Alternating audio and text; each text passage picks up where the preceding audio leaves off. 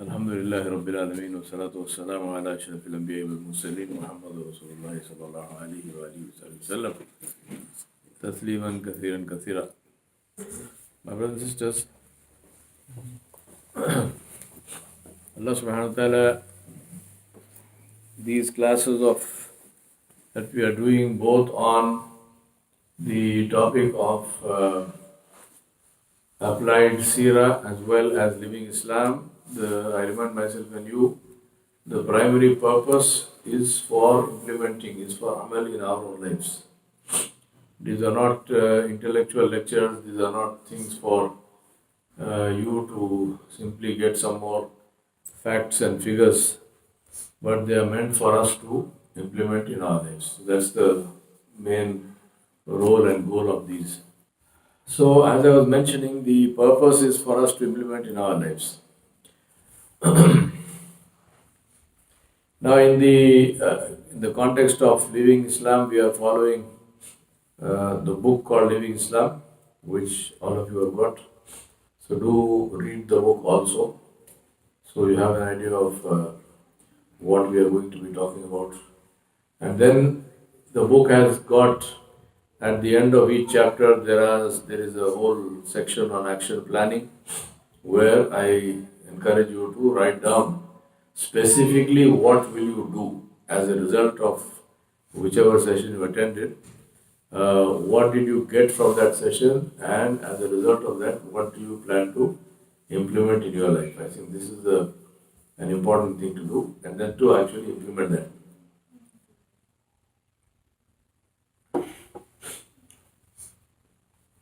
Those of you who are there, some of you come this side. Either Adil. So I have otherwise everybody is on one side.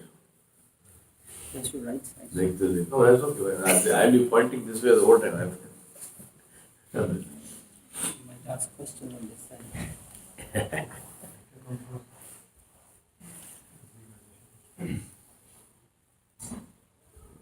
My brothers and sisters, we are. This weekend is the Thanksgiving weekend, which is the long weekend and so on, and everyone is geared up to doing whatever they do for Thanksgiving. So I remind myself and you that giving thanks is the essence of Islam. It is the principle of Islam, it is the essence of Islam. And Islam and thanksgiving in Islam is not a particular day or a particular time of the year, it's something that we are supposed to do all the time. Now, we might like to feel that therefore we do it all the time. But that is something where I think it bears reflection. The problem with things that you are supposed to do all the time is that most of them get neglected. That is the reason why people have celebrations and days and so on and so forth. Mother's Day, Father's Day, whatnot. Because at least on that one day you remember your mother. So people usually like to, counter to that and say, oh, but you see, we serve our mothers every day. But seriously, we have to ask this question. We have to look at our own lives and say, is this really true? Do you really serve your mother every day? Or this is what you like to believe? How about we ask the mother, does she feel served every day? Or is it something that, so you're supposed to serve the mother every day, and so therefore Mother's Day you don't want to celebrate, and therefore Mother's Day also doesn't get celebrated, and mother never gets served. Which one? I don't know. I'm not promoting Mother's Day, Father's Day and so on. I'm just Teacher's Day, for example. I've been teaching for the last 35 years, 36 years. So if I ask myself even on Teacher's Day, how many greetings do I get? And it's just finished now in September, so I can safely say this because even you will forget about it until next September. So I'm saying this. Seriously, Thanksgiving in Islam, yes, it is true. Thanksgiving in Islam is not a holiday, it is not a particular day. Thanksgiving is something we are supposed to do all the time, but do we do it? Now, what is the sign of this? How do I know if I'm giving thanks or I'm not giving thanks? There are two signs of thanksgiving. Right? Two signs of, if you are really and truly grateful, two signs. One is to consciously thank the one who gave us whatever he gave us. Consciously, specifically go and say thank you. So that's very much part of that. Nabi Sallallahu Alaihi Wasallam mentioned this very clearly in his hadith, where Rasulullah Sallallahu Alaihi Wasallam said that وَمَنْ لَمْ يَشْكُرِ النَّاسِ لَمْ يَشْكُرِ اللَّهِ. The one who has not thanked the people has not thanked Allah. So one part is that, to say, do you really thank? So for example, many of us, you have somebody at home who is doing your cooking, for example, right? Maybe it's your wife, it's your mother, somebody who is doing cooking. And you come home every day, you have a nice hot meal, it's well cooked food and so on and so forth. Do you actually, when was the last time you thanked that person? Seriously asking, I'm seriously asking this question. When was the last time that you thanked your wife, you thanked your, whoever it is in your house who does the cooking? In America, you generally don't have servants, but in my country and all, you have servants who do the cooking. So when was the last time that you thanked the person who does your cooking? That cooking you are eating every single day.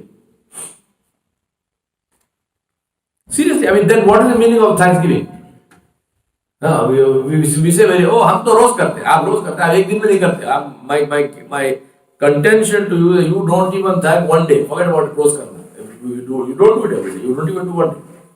When was the last time you thanked your wife or your mother or whoever in your house, your father? I don't know who does the cook.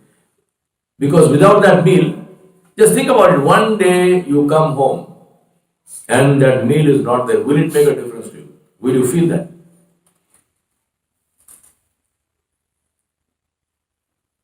So one is to thank. Second one, to show whether we are actually grateful or not. Second thing is to look at how do I use the blessing that I have got. How do I use the blessing? Let me give you a couple of examples to illustrate that. Take children for example, right? So your child says, I want this toy, or he wants a new smartphone or something, and you buy it for him. Then next thing you know, the smartphone is lying somewhere. It fell down, it's cracked, it's scratched. What do you say to the child? Do you say to the child, it's okay, I gave it to you, now you can do whatever? No. You'll be upset. You say, what kind of thing is this? You wanted this thing, you are supposed to, look after it. So looking after something which you got, a blessing that you got, looking after it, is part of being thankful. Using it for the purpose for which it was given, and then to look after it, this is part of being thankful. Now that is why Allah subhanahu wa ta'ala said, وَإِذْ تَعَذَّنَ رَبُّكُمْ لَئِنْ شَكَرْتُمْ لَأَزِيدَنَّكُمْ وَلَئِنْ كَفَرْتُمْ إِنَّ عَذَابِي لَشَدِيدٌ. Allah subhanahu wa ta'ala mentioned in Surah Ibrahim, Allah said that, announce this, make them know this, that whoever is grateful to me for my blessings, I will give him barakah in that. I will increase those blessings for him. And whoever is ungrateful, then let him beware of my punishment, which is severe. Now you might say, sometimes people say this. When I say, did you thank your wife, did you thank your husband, did you thank so and so? They say, oh, but they know. Why must I go and say thank you? So my question is, Allah does not know. Allah is saying, if you thank me, I will increase the blessing. And if you don't thank me, I will punish you. So Allah doesn't know. Why is Allah saying thank? If your wife knows, your husband knows, then Allah doesn't know. The issue is not about them. The issue is about yourself. If you are thankful, are you going to express your thankfulness or not? That is the question. The question is not whether the other person knows or doesn't know. They may know, they may not know. That's immaterial. Then you should ask this question. I was teaching a course in Chennai, in India, and this was The entire lot, they were all Tamil Brahmins. I'm saying that for a reason because they have a very strong culture. And part of the Tamil Brahmin culture is that every morning, the lady of the house, whether it's the mother or the wife, she gets up early before all the men. She has a bath, she does her puja, then she comes into the kitchen and she makes filter coffee. Freshly ground coffee beans, they make this coffee, filter coffee. Very, very fantastic coffee. By then, the men all wake up and they drink this coffee and they read the Hindu news. There's a paper called the Hindu. They read this Hindu newspaper. So, this is a very typical Tamil Brahmin morning. So, I was teaching this course in Chennai, and towards the end of it was a 2-day course. Towards the end of the first day, we talked about gratitude, expression of gratitude. So, I mentioned to them, I said, this coffee which you get every day, do you appreciate it? I said, oh, of course, sir, please. I mean, without that coffee, the day cannot start. So I said, did you thank your mother or sister or wife or whoever it is, the lady of the house? She has been making coffee for you for the last 20, 30, 40 years. Did you thank her for this coffee? So there was dead silence. Then one guy was sitting right in front, and he was middle-aged. He started smiling and not giggling, but sort of almost. So I said, what's funny? I mean, did I make a joke? He said, no. I'm thinking if I thank my wife, she will die. Huh? So I said, let her die happy. I mean, what's wrong? Huh? I said, let her die happy. So anyway, that finished. Next morning, one of the young guys, he comes to me. He came early. I usually come half an hour early. So I was sitting in the classroom. This guy comes. He says, "Sir, my mother said to thank you." So I said, "Who's your mother? I don't know if your mother wants you to thank me for what?" He said, "No, sir. Yesterday after I went home from the class, I went to my mother and I said, thank you for the coffee." My mother said, "Who told you to say this?" So he said, I tried to wing it. I tried to tell her, no, I suddenly realized, no, don't tell lies. I am your mother. I know what you realized and what you didn't realize. Somebody told you to say this, so you're telling me. So he said, very sheepishly, I had to say, our teacher, Mr. Baig, he told us to. So he said, go and thank him. Tomorrow morning when you go, first thing, thank him from me that he reminded you to thank me for what I have been doing. Right? So now let us think about what Allah has blessed us with. I use this Thanksgiving weekend positively and productively, and don't just simply eat turkeys and go home. Think about it. Sit with your families also, get them together, and tell them, do it like an exercise. Give them a sheet of paper and say, write down the top 10 Allah's ni'mat. وَإِن تَعُدُّوا نِعْمَةَ اللَّهِ لَا تُحْصُوهَا. Allah subhanahu wa ta'ala said, if you want to count the blessings, it's impossible. So just say 10. Top 10 blessings in order of priority. What is number 1? What is number 2? Number 3? So first let them list it down. Having listed down, then you say number 1. The same 2 questions which I asked you. If it came from Allah, did I thank Allah specifically for it? If it came through somebody, did I thank that person specifically for it? First question to ask. And second question is, how am I using that? Right? Am I showing my appreciation in the way I'm using that blessing? Can you do this? Inshallah, make this into your weekend assignment. A very dear friend of mine, one of my students from Malaysia, called Mudassir Masiuddin. He wants, 2 of my students, I remember always when I talk about thankfulness, may Allah bless them. Mudassir said to me, Shaykh, if Allah subhanahu wa ta'ala decreed that tomorrow you will only wake up with those things that you thanked me for today. He said, if Allah wrote this decree, that tomorrow you will wake up only with those things that you thanked me for today. He said, what will happen to us? See the See the mercy of Allah subhanahu wa ta'ala. See how kind and merciful Allah. If Allah had said this, believe me, there is not one single living human being on the face of the earth who would not have lost a majority of his things. Just as we are sitting here, just think about this. Today, in the course of the day, now it's 10 past, 5 past 8 p.m. So from the time you woke up in the morning till today, did you thank Allah subhanahu wa ta'ala for your parents? Did you thank Allah subhanahu wa ta'ala for your spouses? Did you thank Allah subhanahu wa ta'ala for your children? Specifically, I'm asking this. Did you say, Ya Allah, I am grateful to you for this son you gave me, whose name is this much, and so on and so on. Did you thank, if you didn't do this, don't fool yourself, right? Did you thank Allah for the children He gave you? Did you thank or did I thank Allah subhanahu wa ta'ala for the iman He gave us? Did we thank Allah subhanahu wa ta'ala for the fact that we got up in the morning, alhamdulillah, without any pain and suffering? We didn't get up and have a stroke and fall down. We didn't get up and suddenly my leg doesn't work or something doesn't. None of this thing happened to us. Right? Did we thank Allah subhanahu wa ta'ala for this? Did we thank Allah subhanahu wa ta'ala for the fact that we had a good breakfast, alhamdulillah, we digested the food. When we had to go to the toilet, everything was good there. No problems, no pain, no suffering. Did we thank Allah subhanahu wa ta'ala? If you think that is funny, go to the hospital here, ask them to show you patients who have UTI, urinary tract infection. They will be crying tears to go to it's a vicious cycle. They have UTI, urinary tract infection. To pass water is so painful, they stop drinking water, then there's kidney failure. Yeah?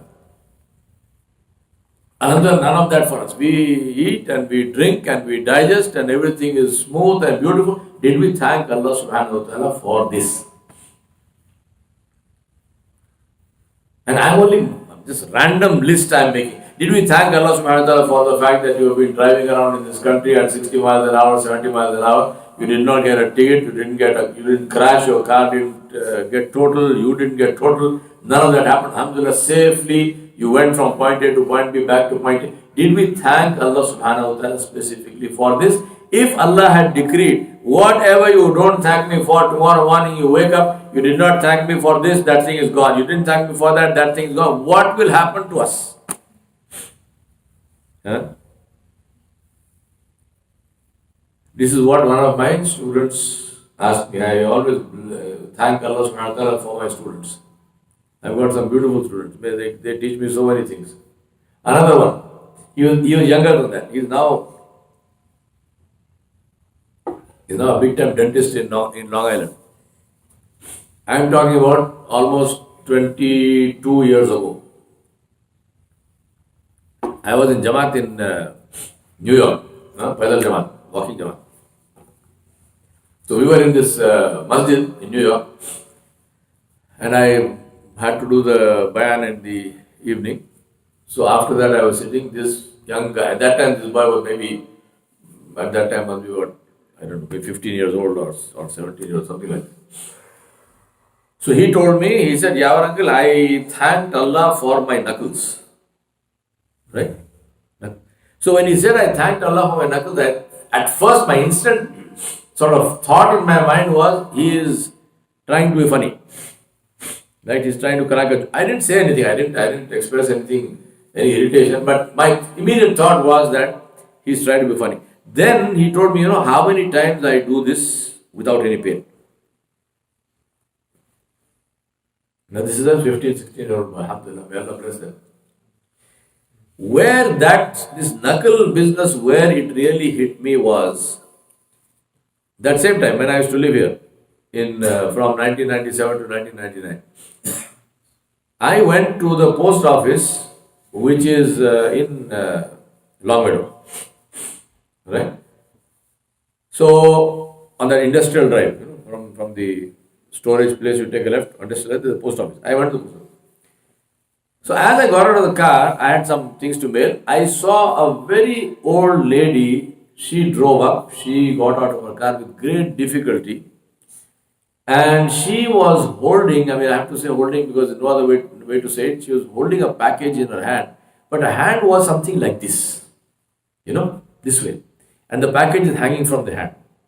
So she can't hold. She cannot bend the fingers. And with great difficulty, using a walker, she started coming into the post office. So I went to help her. I said, "Ma'am, can I help you?" She was very happy. I started chatting with her. She said, "I'm sending some greeting cards." It was this time around a little bit later in closer to December. So she said, "I'm sending some greeting cards to my children who are in different places in the country for Christmas and all that." I realized that she could not bend her feet. She had such an advanced state of arthritis that she could not even bend her fingers. That's when I remembered what Mamun told me. I thank Allah for my knuckles. Huh? Thanksgiving means to be consciously grateful and thankful to Allah subhanahu wa ta'ala, and to thank Allah. And then the second thing I said is, how am I using it? So Alhamdulillah, Allah gave me hands which work. No problem, my fingers bend, this, that. Now, what am I using these hands for? I'm thanking Allah, Alhamdulillah. Then these hands are used for what? These fingers which work, what are they being used for? Are they being used to surf the net and watch stuff which I should not be watching? That also comes from the fingers. Or are these fingers used for something which is halal, which Allah subhanahu wa ta'ala permitted me to do? Which one? Alhamdulillah, Allah subhanahu wa ta'ala gave me eyesight. Until I was, I think, 40 plus, I had no glasses. Even now I have glasses. With glasses I can see perfectly well. Without glasses I have difficulty. But other than that, with glasses I can see perfectly well. I am very grateful to Allah subhanahu wa ta'ala. But what do my eyes see? That is the question. So I thank Allah subhanahu wa ta'ala for my eyes, but then my eyes are being used for what? They are being used for what?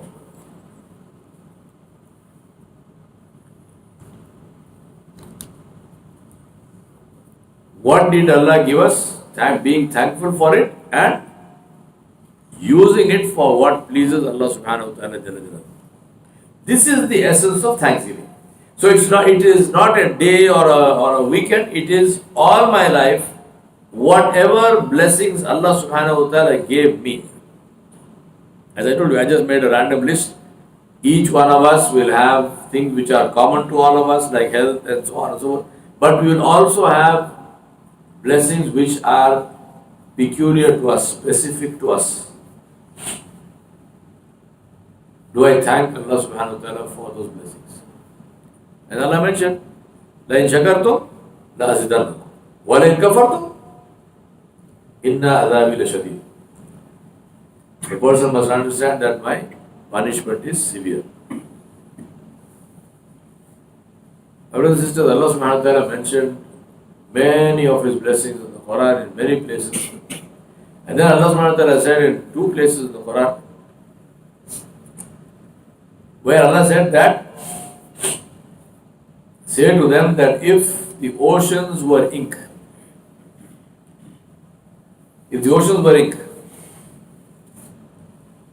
and if you wanted to write the thanks and praise and blessings of Allah subhanahu wa ta'ala, you would exhaust those oceans, and if even they were replenished, which means that 7 more oceans were produced of ink, they would also be exhausted. And yet, the praise of Allah subhanahu wa ta'ala will not be exhausted. That is something that bears thinking about and asking ourselves and saying that this is Allah subhanahu wa ta'ala, this is what He has told us.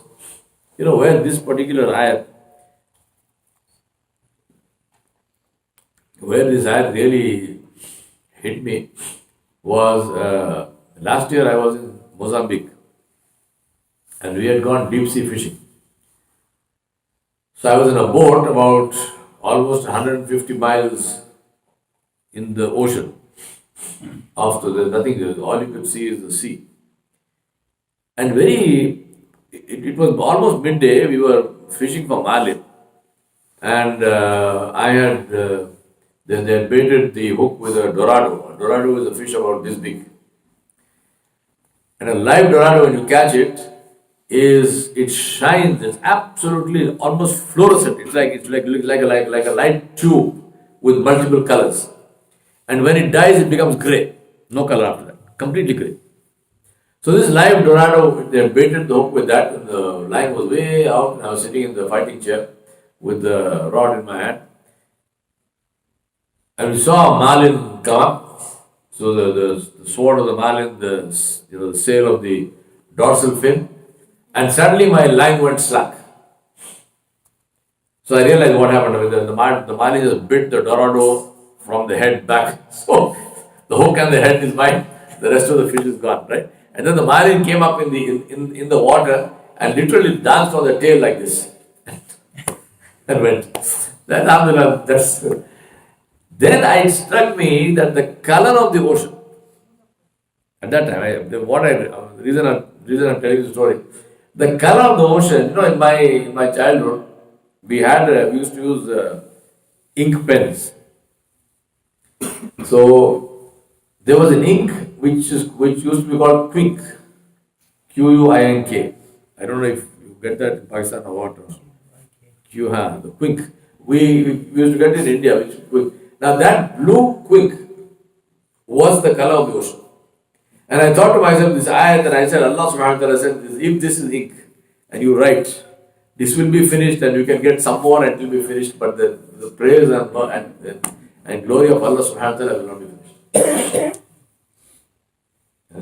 Imagine the black marlin is the fastest creature in the sea. The black marlin does 80 miles an hour through water. Doing that in the air, on land is not that difficult because the resistance of air is much less, but in water, 80 miles an hour in terms of friction. So what kind of power is there in that animal? This is Allah subhanahu wa ta'ala. This is the Qudrat of Allah subhanahu wa ta'ala. This is what Allah subhanahu wa ta'ala told us and taught us. So I thought, let me talk to you about the issue of thankfulness, because that's where we are sitting here today. And that is why Rasulullah told us to, he said, take, Mujahid narrated that Ibn Umar said, Rasulullah grabbed me by the shoulder and he said, be in the world like a stranger or a traveler and count yourself among the inhabitants of the grave. So who is a stranger or a traveler? What is the nature of a traveler or the nature of a stranger? Is the primary interest of the traveler is where? In the destination. Right? Not where he's passing through. He's passing through that part of, I have to go through this place, so I'm going through the place. So this place, whether it is beautiful, not beautiful, so on and so forth, it's okay, I have to go through it, I'll go through it. But I'm interested in the destination.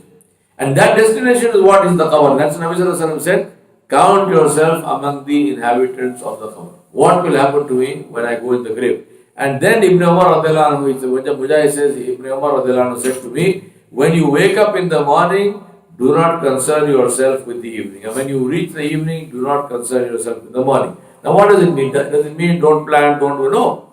It means don't worry and don't get concerned and don't lose your sleep and don't get hassled and don't get stressed out about what is going to happen tomorrow.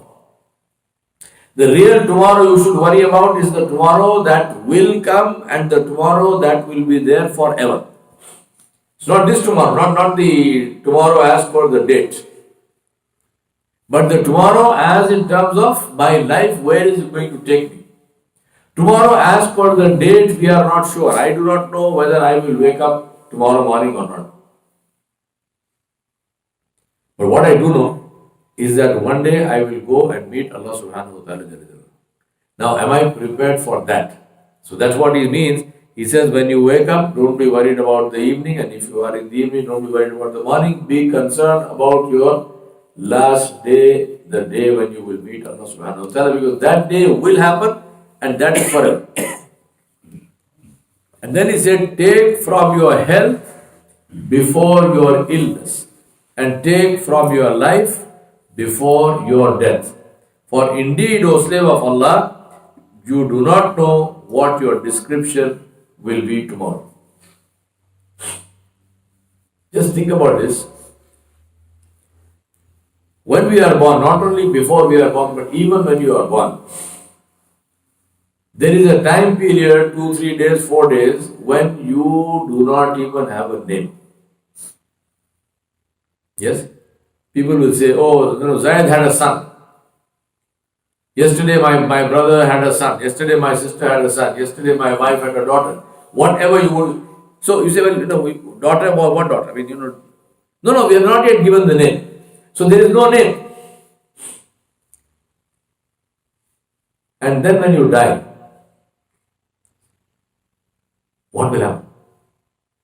If I die in this place, and if my Salatul Janaza is done in this masjid, when my Janaza is lying there, if you need to move it from here to there, what will you say? Will you say, move Yawar Baig? Move Sheikh Yawar? Or will you say, move the body? Will you say, move the Janaza? Move the Mayyit? Which one? What will you say? So when I was born, I had no name. When I am dead, I have no identity. But between this period, when I am born after some days and before I die before some days, that period I want to live as if I own this world.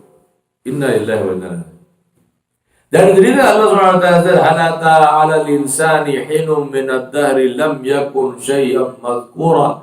Allah says, has humankind, have mankind forgotten that there was a time when they were not even something mentioned?